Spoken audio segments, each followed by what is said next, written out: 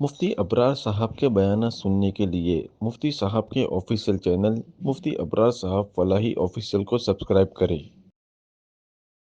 اعوذ باللہ من الشیطان الرجیم بسم اللہ الرحمن الرحیم واستفزز من استطعت منهم بصوتك واجلب عليهم بخيلك ورجلك وشاركهم في الأموال والأولاد وعدهم وما يعدهم الشيطان إلا غرورا إن عبادي ليس لك عليهم سلطان وكفى بربك وكيلا صدق الله العظيم۔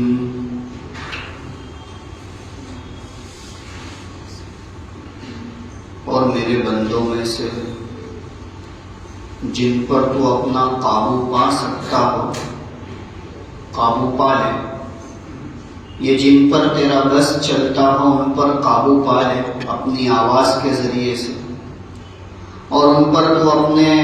لشکروں کو اور اپنے پیادہ پا کو دوڑا دے، اور ان کے مال اور ان کی اولاد میں تو شریک ہو جا، اور ان سے جھوٹے جھوٹے وعدے کر، اور شیطان کے وعدے تو سوائے دھوکے کے اور کچھ نہیں۔ بے شک میرے بندے ایسے ہیں کہ جن پر تیری کوئی حکومت اور سلطنت نہیں چلے گی،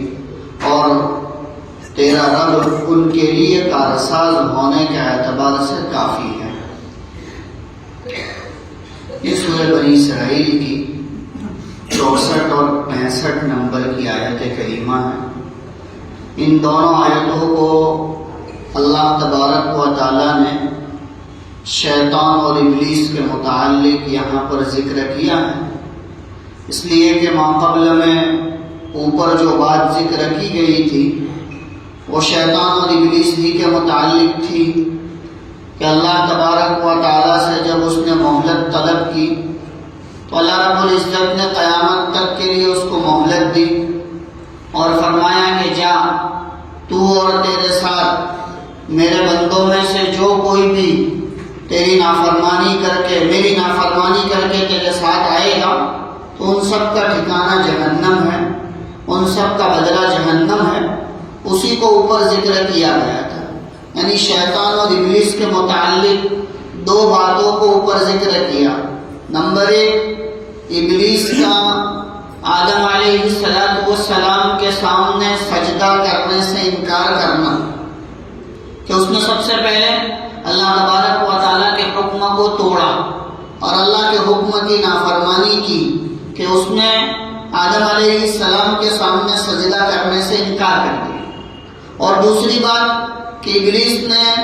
اللہ تبارک و تعالیٰ سے قیامت تک کے لیے مہلت مانگی کہ مجھے قیامت تک کے لیے مہلت دی جاوے کہ میں قیامت تک آپ کے بندوں کو ورگلاؤں، ان کو راہ راست سے بھٹکاؤں، ان کو ہدایت سے دور کروں۔ یہ ساری کی ساری چیزوں کے بعد میں اس نے اللہ سے اجازت طلب کی، اور اللہ نے عین غضب کی حالت میں، غصے کی حالت میں بھی اس کو اجازت دے دی اور قیامت تک مہلت دے دی۔ لیکن اس کا یہ مطلب نہیں ہے کہ قیامت تک کے لیے اس کو جو مہلت دی گئی ہے تو گویا اللہ تبارک و تعالیٰ ان منکرات پر، ان گناہوں پر راضی ہے اس وجہ سے مہلت دی ہے، کہا کہ نہیں، یہ مہلت بطور امتحان کے ہے کہ اس کو کہا گیا ہے کہ تو تیرا کام کر، میں میرا کام کروں گا، تیری ذمہ داری تو ادا کر، میری ذمہ داری میں ادا کروں گا۔ اسی کو آگے اللہ تبارک و تعالیٰ نے ذکر کیا ہے، لیکن یہاں پر سب سے پہلی بات جو آج کی آیت کریمہ میں ذکر کی گئی کہ اللہ تبارک و تعالیٰ اس کی مہلت کی صورت کو ذکر کرتے ہیں اور فرماتے وَاسْتَفْزِزْ مَنِ اسْتَطَعْتَ مِنْهُمْ بِصَوْتِكَ، اور تو اپنے قابو میں کر لے ان میں سے جن پر تیرا بس چلے، یعنی جن کو تو قابو میں کر سکتا ہے، جن پر تیرا بس چل سکتا ہے ان کو تو اپنے قابو میں کر لے۔ کس چیز کے ذریعے سے؟ بِصَوْتِكَ، اپنی آواز کے ذریعے سے، کہ تو اپنی آواز کے ذریعے سے جن جن بندوں کو یا بندیوں کو یا قیامت تک آنے والے انسانوں کو تو اپنے قابو میں کر سکتا ہے تو قابو میں کر لے. جیسا کہ اس کی تفسیر میں ذکر کیا گیا کہ شیطان کی آواز سے مراد ایک قول یہ ہے کہ وہ انسان کے دل میں وسوسہ ڈالتا ہے اور اس وسوسے کی وجہ سے انسان کو اپنے قابو میں کر لیتا ہے. بسا اوقات آدمی نماز میں ہوتا ہے اور اللہ کی طرف بہت اچھی طرح سے اس کا دھیان لگا ہوا ہوتا ہے، بہت توجہ کے ساتھ امام صاحب کی قرات کو سن رہا ہوتا ہے کہ اچانک یہ وسوسہ ڈالتا ہے اور اس کا دل بدل دیتا ہے، اس کے دھیان کو ہٹا دیتا ہے. تو لہٰذا یہ شیطان کا وسوسہ ہوتا ہے جو انسان کے اوپر جو ہے وہ شیطان ڈالتا ہے. اور دوسری بات جو ذکر کی گئی تھی کہ صوت سے مراد گانے بجانے کی آواز ہے. حضرت امام مجاہد رحمۃ اللہ علیہ سے اس کی تفسیر میں یہی بات نقل کی گئی ہے کہ اس آیت کریمہ میں اللہ تبارک و تعالیٰ نے جو بات ذکر کی ہے کہ میرے بندوں میں سے جن پر تو قابو پا سکتا ہے اپنی آواز کے ذریعے سے ان پر قابو پا لے، تو آواز سے مراد گانا بجانا ہے کہ شیطان کے آلات میں سے ایک آلہ گانا بجانا ہے کہ شیطان اس کے ذریعے سے انسان کو ورغلاتا ہے. اور شریعت نے اسی چیز کو اہمیت کے ساتھ ذکر کرتے ہوئے اس کی مذمت ذکر کی. خود اللہ کے نبی صلی اللہ علیہ وسلم نے یہاں تک ارشاد فرمایا کہ میں تو گانے بجانے کو مٹانے کے لیے بھیجا ہے، میری تو بعثت ہی اس لیے ہوئی ہے کہ میں اس کو ختم کر دوں. اور اللہ کے رسول صلی اللہ علیہ وسلم نے ان چیزوں کو خاص طور پر پسند نہیں فرمایا اور اس کو شیطان کی آواز سے تعبیر کیا. تو لہذا اگر کوئی انسان شیطان کی آواز سے اپنے آپ کو بچانا چاہتا ہے تو گانے بجانے سے اور گانے بجانے والی چیزوں سے اپنے آپ کو دور رکھے. اب وہ چاہے گانا بجانا حقیقی طور پر گانا ہو یا ایسی قوالی یا ایسی نعت کہ جس کے اندر گانا یا بجانے کی صورت داخل ہو، میوزک شامل ہو، وہ سب اس میں داخل ہے. یہاں تک کہ حضرات فقہائے کرام نے تو یہ تک لکھا ہے کہ اگر کوئی آدمی قرآن کریم کو بھی گانے کی آواز میں پڑھتا ہے تو اس کا پڑھنا مکروہ تحریمی ہے. تو لہذا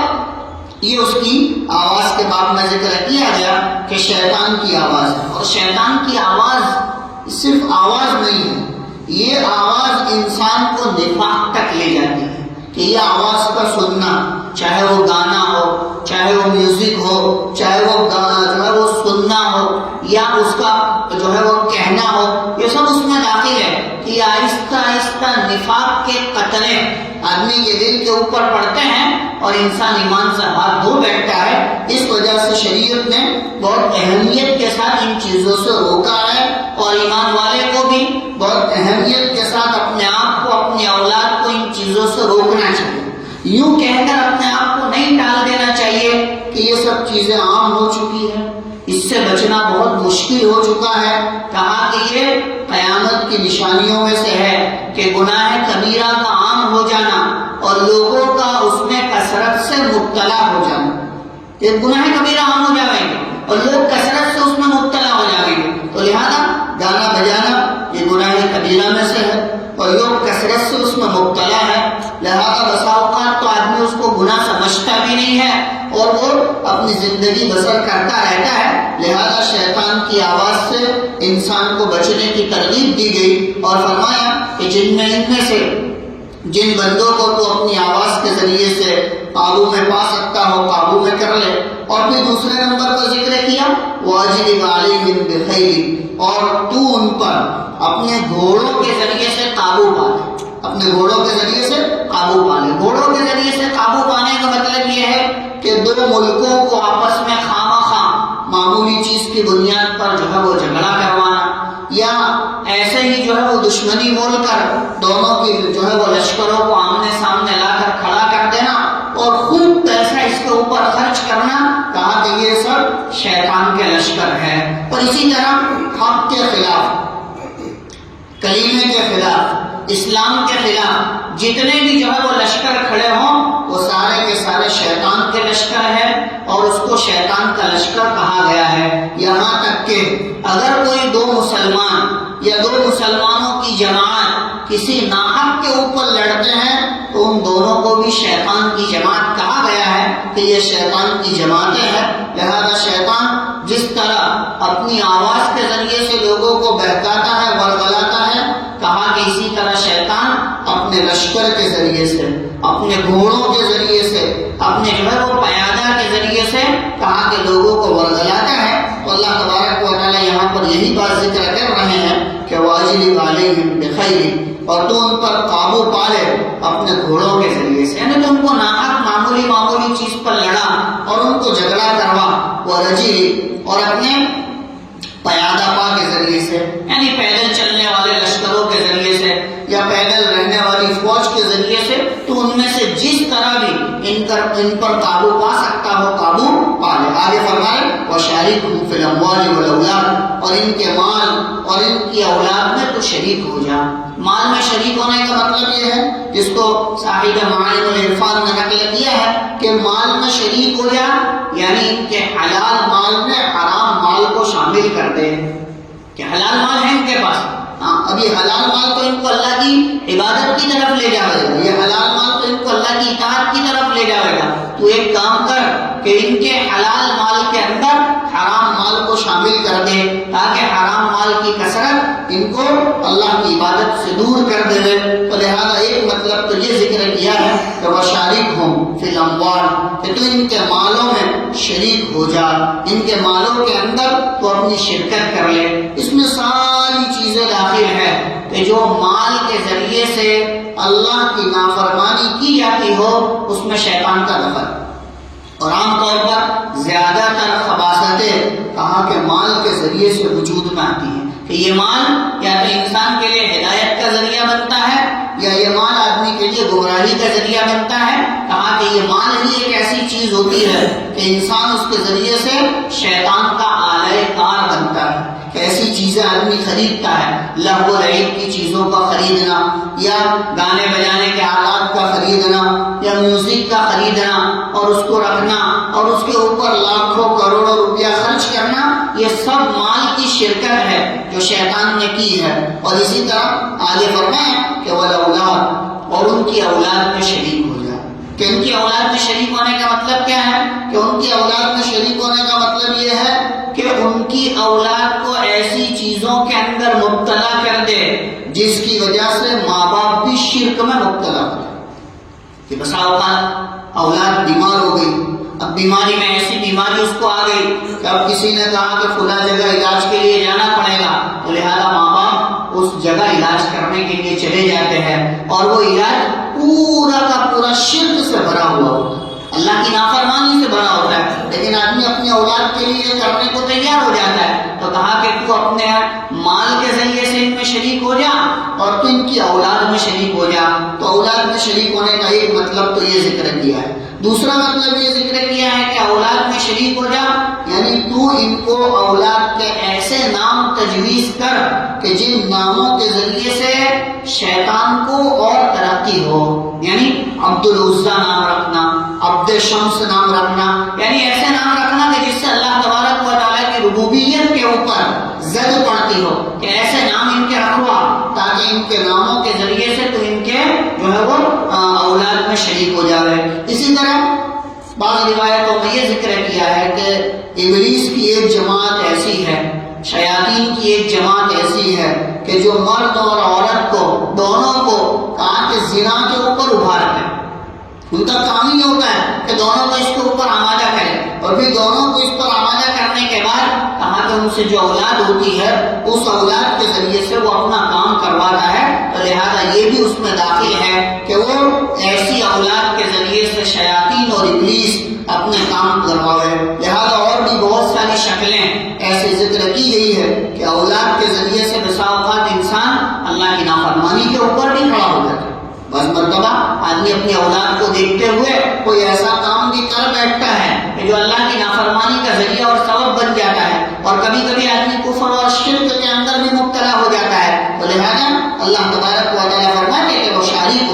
اور تو ان کے مال اور ان کی اولاد میں شریک ہو جا، ان کے مال اور ان کی اولاد میں شریک ہو جا، تاکہ اس کے ذریعے سے تو اپنا کام کرے اور اپنے کام کو آگے بڑھاوے. بعض حضرات علماء مفسرین مفسرین نے بہت ساری چیزیں اس میں داخل کی ہے کہ اولاد میں شرکت کا ایک مطلب تو یہ بھی ہے کہ آدمی جب اپنی جو ہے وہ بیوی کے ساتھ اپنی ضرورت کو پورا کرے تو اس وقت بسم اللہ کا نہ پڑھنا، آگے یہ بسم اللہ نہ پڑھنا، یہ بھی شیطان کا اس میں دخول ہے اور شیطان کے اثرات اس میں آتے ہیں۔ اسی طرح